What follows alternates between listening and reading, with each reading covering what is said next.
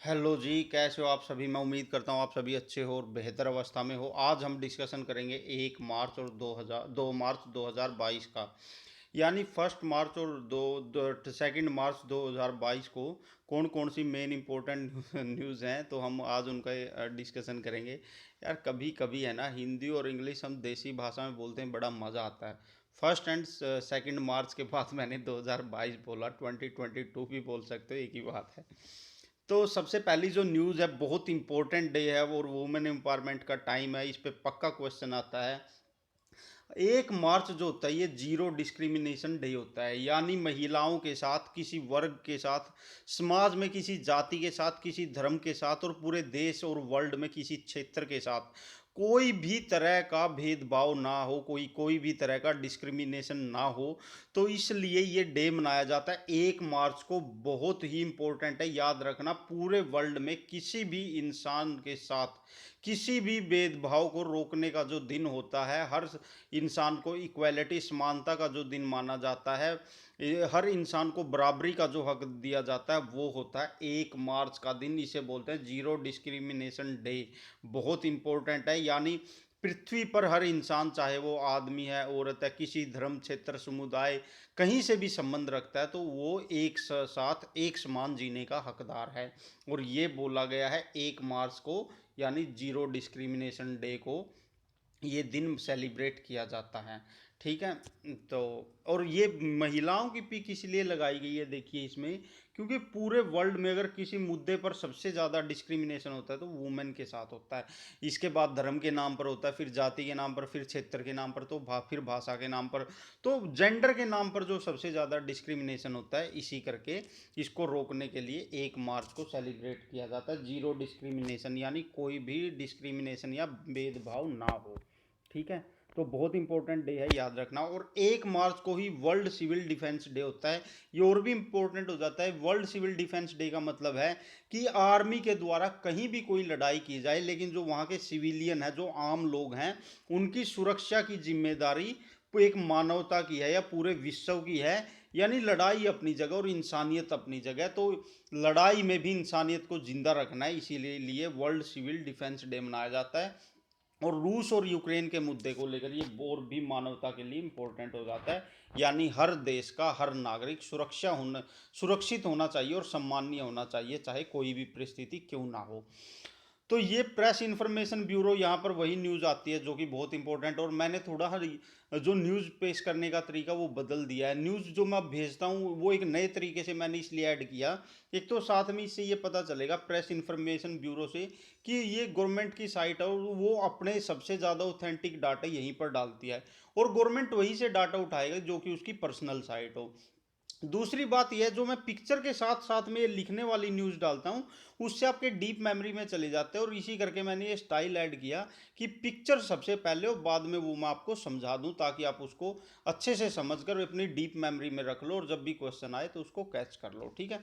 इसी करके मैं अब पहले पिक्चर डालने लग गया, बाद में उसको समझा देता हूँ। और इस तरह से ये देखो, ये लिखा हुआ है, ये मैंने ही लिखा है, ये मेरी राइटिंग। और ये जो सब ब्लैक अक्षर में है और इस तरह पीआईबी की है, ये लिखा हुआ है, ये सब गवर्नमेंट की राइटिंग है। तो इस करके आपको अच्छे से याद हो जाए, इसलिए मैंने थोड़ा स्टाइल चेंज कर दिया। ठीक है। प्रेस इंफॉर्मेशन ब्यूरो की न्यूज़ है, इंडियन नेवी जो है उसका मल्टीनेशनल एक्सरसाइज है। मल्टीनेशनल यानी बहुत से देशों का एक्सरसाइज है, जिसका नाम है मिलान 2022। और ये बहुत ही इम्पोर्टेंट है, क्योंकि ये 2020 में कोरोना के कारण बंद हो गया था। और ये मैं बता दूं, 1995 में मिलान एक्सरसाइज हो शुरू हुई थी। ये लगातार चल रही थी, लेकिन 2020 में कोरोना के करके ये बंद हो गया था। उसके बाद अब ये 2022 में हो रहा है, तो और भी इम्पोर्टेंट हो जाता है। और ये मल्टीनेशनल है, यानी इसमें एक देश नहीं, कई देश मिलकर हिस्सा लेते हैं।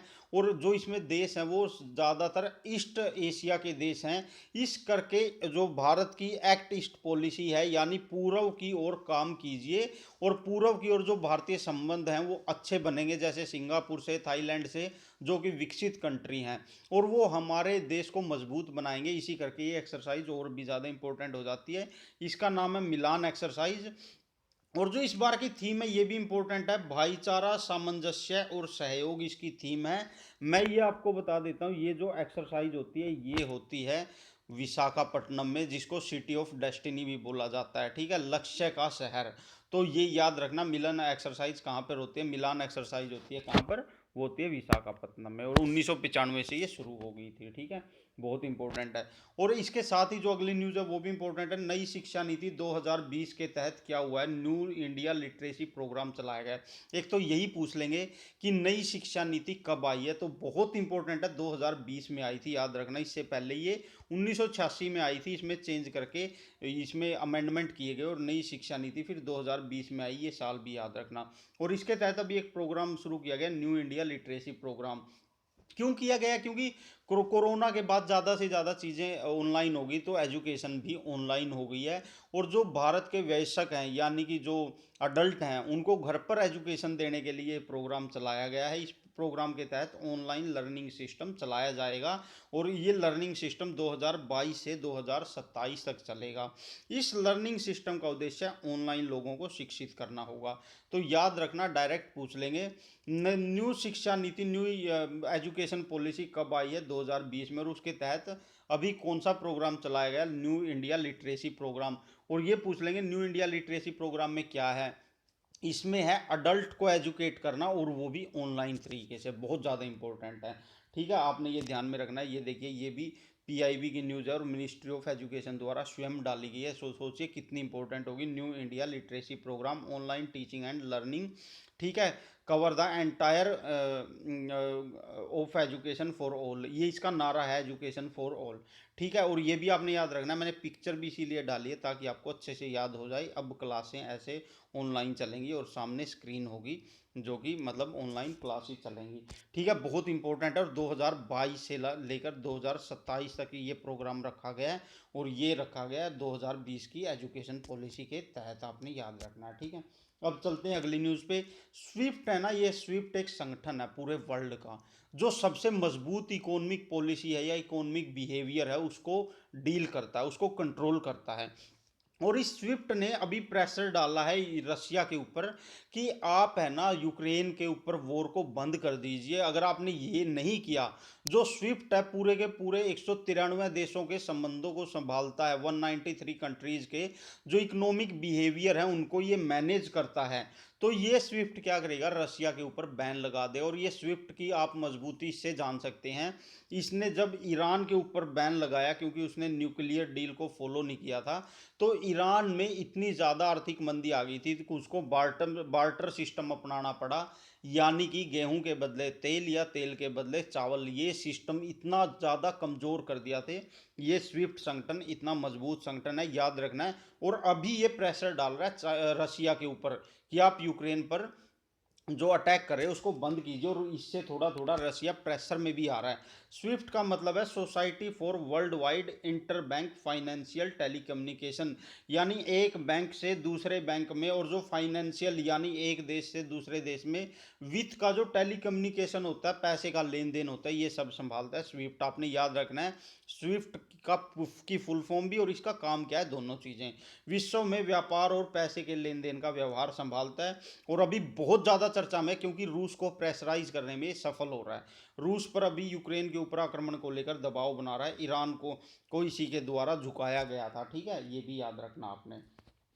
और हमारे देश के जो गवर्नमेंट है, हमारे देश के प्रधानमंत्री ने 4 लोगों को भेजा है, मिनिस्टर को, किसके लिए, कि वहाँ यूक्रेन से रोमानिया के रास्ते से ऑपरेशन गंगा, मैंने कल भी बताया था आपको, ऑपरेशन परसों परसों की न्यूज़ में भी बताया था, ऑपरेशन गंगा के जरिए भारतीयों को निकाला जाएगा यूक्रेन से, और किस रास्ते से, रोमानिया के रास्ते से। इसके लिए अपने 4 मंत्रियों को भेजा है भारतीय सरकार ने। ये 4 मंत्री के नाम भी पूछे जा सकते हैं।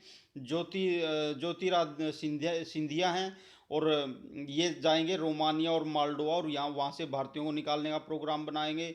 किरण रिजिजू जो मिलेंगे, स्लोवाकिया के प्रेसिडेंट से मिलेंगे। और हरदीप सिंह पुरी जो मिलेंगे, हंगरी में मिलेंगे। और जनरल वीके सिंह मिलेंगे, किसमें, पोलैंड के रास्ते से भारतीयों को निकालेंगे, चारों मंत्रियों। और ये कहाँ कहाँ मिल रहे हैं ये भी आपने याद में रखना है। लेकिन यूक्रेन में जो ऑपरेशन गंगा में से निकालने में सफल हो रही है भारतीय सरकार भारतीयों को, तो वो रोमानिया के रास्ते से अभी तक सफल हो रही है। ठीक है, ये आपने याद रखना है, और ऑपरेशन गंगा भी याद रखना है। और जो यूएन यूनाइटेड नेशन के चीफ है, उन्होंने प्रेशर देकर बोला है रसिया को कि आप फाइटिंग जो कर रहे हैं और यूक्रेन को प्रेशर में ला रहे हैं, आपको रोकना ही रोकना चाहिए। और जो यूएन है वो रसिया उसकी भी नहीं मान रहा है। यूनाइटेड नेशन एक बहुत बहुत ही मजबूत संगठन है। और याद रखना, जो रूस है इसका एक स्थायी सदस्य है, और स्थायी सदस्य होने के बाद भी ये इसके रूल रेगुलेशन को तोड़ रहा है। People from Ukraine waiting eight railway station in Poland, और पोलैंड जाने के लिए यूक्रेन से ये निकलने के लिए, क्योंकि वहाँ पे क्रिटिकल सिचुएशन हो रही है, वेट कर रहे हैं। ठीक है। प्रधानमंत्री किसान सम्मान निधि योजना, आपको पता है ये बहुत ही फेमस योजना है, इसको 3 साल पूरे हो गए हैं। ये डायरेक्ट ऐसे क्वेश्चन आजकल हर एग्जाम में बन रहे हैं, क्लैरिकल से लेकर यूपीएससी तक, हर ऐसे क्वेश्चन हर कोई पूछ रहा है, क्योंकि बहुत बड़ी स्कीम है और किसानों के लिए। और आपको पता है किसान इस बार बहुत ज़्यादा चर्चा में है। तो आपने याद रखना है, प्रधानमंत्री किसान सम्मान निधि योजना को अब 3 साल पूरे होने को हैं, यानी इसकी तीसरी एनिवर्सरी प्रधानमंत्री द्वारा मनाई जा रही है। इस योजना के तहत प्रधानमंत्री के द्वारा किसानों को एक साल में 3 बार में 3 ट्रम्स में 6,000 रुपये दिए जाएंगे, यानी 2,000 रुपये करके उनको 6,000 रुपये दिए जाएंगे प्रधानमंत्री नरेंद्र मोदी के द्वारा। और किसको? किसान सम्मान निधि योजना के तहत किसानों को दिए जाएंगे। और इसकी कौन सी साल है, साल पे क्वेश्चन आ सकता है, इसकी तीसरी एनिवर्सरी है। ठीक है, ये देखिए किसानों को, ताकि उनको रिलैक्स मिल सके, इसकी तीसरी एनिवर्सरी मनाई जा रही है, जिसके तहत पीएम किसान सम्मान निधि योजना के तहत 6,000 रुपये 3 ट्रम में दिए जाते हैं, 2-2 हज़ार करके। ठीक है, आपने ध्यान में रखना है। तो ये थी अब 1 मार्च और 2 मार्च की पूरी कंप्लीट न्यूज़ जो मैंने आपको बता दी है। और मैं उम्मीद करता हूँ आप सभी को ये न्यूज़ पसंद आई होगी। और जो ये तरीका है नया, जिसमें पिक्चर के साथ, पहले पिक्चर और उसके साथ पिक्चर में भी न्यूज़ कवर करवाना, और साथ ही साथ उसको डिटेल में राइटिंग में भी कवर करवाना, तो मैं उम्मीद करता हूँ आपको ये तरीका भी पसंद आया होगा। आप सभी का बहुत बहुत धन्यवाद। जय हिंद, जय भारत।